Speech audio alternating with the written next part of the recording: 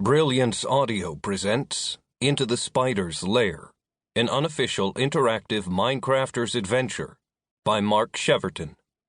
Performed by Luke Daniels. It was a strange sight. So many villagers living their lives in a huge savanna community without a single weapon in sight.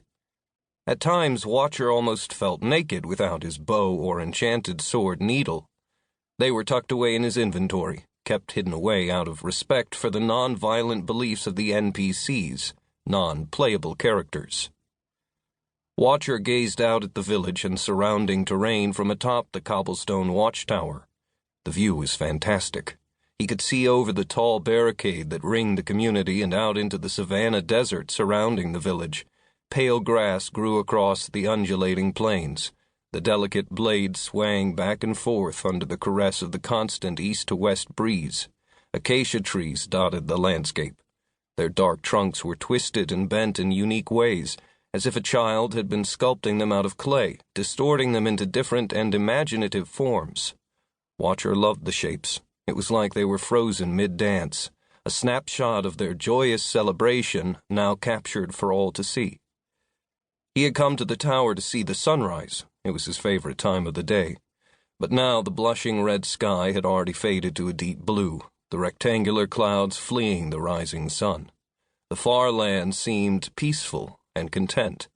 Being millions of blocks from the center of the overworld, this land was isolated from the turmoil of Minecraft and its constant struggle between users and monsters. In the far lands, there were no users and never had been, just villagers and creatures, and at the moment, all seemed in balance. Animals moved about through the savanna as well as the occasional zombie or skeleton. None of the monsters approached the village. The imposing wall made it clear any attacks would be futile. That was a good impression to give. If the mob had attacked and gotten inside the walls, the inhabitants would have done nothing. The NPCs in this community were pacifists and refused to take part in any violence. They'd let the zombies scratch and pound at the stone and brick walls that surrounded their village before they raised a weapon to stop them. Watcher, his friends, neighbors, and companions had only been in this village for a couple of months. They'd come here after destroying the skeleton warlord and his horde of monsters in the Hall of Pillars. During that conflict, the skeletons had demolished Watcher's village, burning it to the ground and leaving them all homeless. But fortunately, these villagers had taken Watcher and his friends and neighbors in with open arms. It was a kind gesture they all appreciated and respected. With the clucks of chickens and moos of cows greeting the new day, the villagers were slowly beginning to awaken.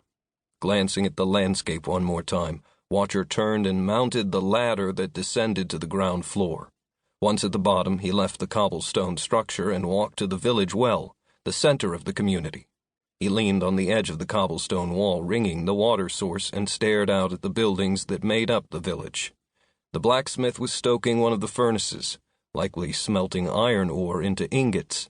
Yeasty aromas drifted from the bakery as freshly baked loaves of bread were placed on windowsills to cool.